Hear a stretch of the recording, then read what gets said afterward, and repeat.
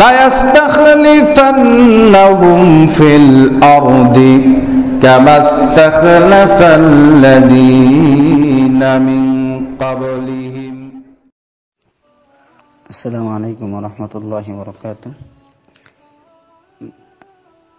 ইন্ডিয়ার আসাম থেকে আব্দুর রশিদ ভাই আপনি জানতে চেয়েছেন, দীর্ঘদিন লকডাউনের কারণে মসজিদ বন্ধ থাকার পর আবার খুলে দিয়েছে, তো এমত অবস্থায় মসজিদে যাওয়াটা উত্তম নাকি ঘরে থাকাটাই উত্তম?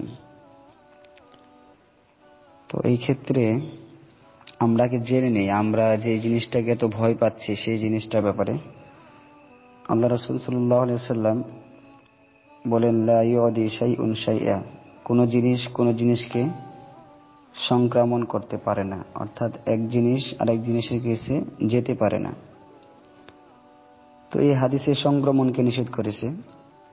আবার আরেক হাদিসে আছে, ফিররু মিনাল মাজজুম ফিরারাকা মিনাল আসাদ, অর্থাৎ সিংহ থেকে পলায়ন করো যেরকম পলায়ন করো, সিংহ কুষ্ঠরোগী থেকে পলায়ন করো যেরকম পলায়ন করো সিংহ থেকে।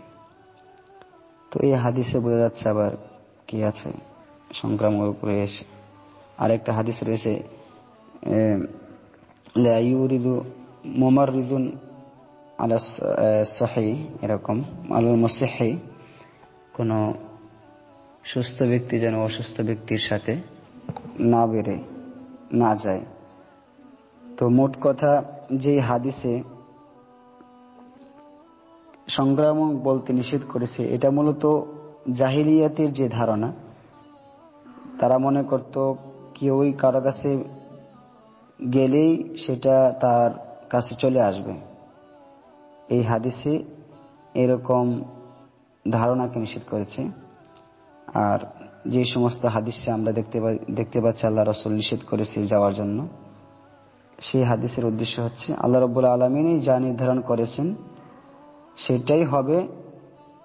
মানে ছোঁয়াচে রোগ যদিও ইসলামে থেকে থাকে, সেটা হবে আল্লাহ রাব্বুল আলামিনের তাকদীর নির্ধারণ, যেটা করেছেন সেটাই হবে, এর বেশি হবে না। কারণ আল্লাহ রাব্বুল আলামিন সূরা হাদীদে বলেন, মা আসাবা মিন মুসিবাতিন ফিল আরদি ওয়ালা ফি আনফুসিকুম ইল্লা ফি কিতাবিম মিন ক্বাবলি আন নাবরাহা, জমিনে এবং তোমাদের নিজেদের মধ্যে যত মুসিবত হোক না কেন, এই সবগুলি আমি ইতিপূর্বে একটি কিতাবে লিপিবদ্ধ করে রেখেছি। তার মানে আমরা এটা মনে করতে পারি না যে তার কাছে গেলেই আমার এই রোগটা হয়ে যাবে, এরকম ধারণা এটা জাহেলিয়াতের ধারণা। আল্লাহ রাব্বুল আলামিনের ইচ্ছায় সবকিছু হবে, তিনি না চাইলে কোনো কিছুই হবে না। তবে রাসূল সাল্লাল্লাহু আলাইহি সাল্লাম যে আমাদেরকে এক এলাকা থেকে আরেক এলাকায় যেতে নিষেধ করেছেন, হ্যাঁ এটাও সুন্নাত। অবশ্যই কোন এলাকায় মহামারী আসলে আমরা এই এলাকা থেকে আরেক এলাকায় যাব না। তো মসজিদ এটা তো অন্য এলাকা নাই, মসজিদ এটা আমাদের নিজেদের এলাকায়। তো আমরা সব কাজ করতে পারি, বাজারে যেতে পারি, আমাদের প্রয়োজনের খাতিরে বাইরে যেতে পারি, দীর্ঘক্ষণ সময় নিয়ে আমরা আমাদের প্রয়োজনের জিনিসগুলো সেরে নিতে পারি। আর 10-15 মিনিটের জন্য শুধুমাত্র ফরজ সালাতের জন্য আমরা মসজিদে যাওয়াটাকেই অনেক বড় ইস্যু মনে করি, অনেক কিছু মনে করি।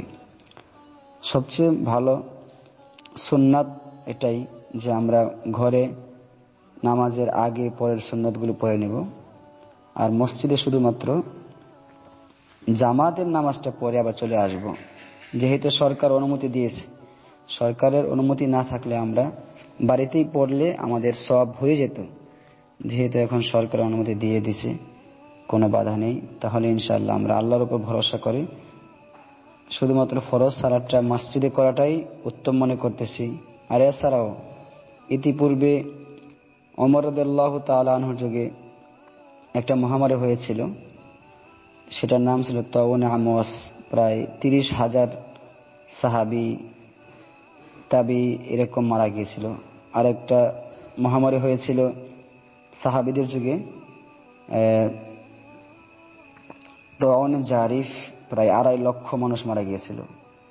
এদের কারো কাছ থেকে এরকম সহি বর্ণনায় পাওয়া যায় না যে তখন মসজিদ বন্ধ ছিল, এরকম আমার জানা মতে আমি পাইনি। মসজিদ খোলা থাকবে, কারণ সালাতের মাধ্যমেই তো আমরা আল্লাহর কাছে সাহায্য চাবো। তো আমি যেটা ভালো, কোরআন এবং সুন্নাহ অনুযায়ী যেটাকে ভালো মনে করতেছি, আমরা ঘরে না পড়ে শুধুমাত্র ফরজ সালাতটা মসজিদে পড়ে এসে বাকি সালাতগুলো, সুন্নত নামাজগুলো আমরা ঘরে পড়তে পারি। আল্লাহু তাআলা আলাম। আসসালামু আলাইকুম ওয়া রাহমাতুল্লাহ।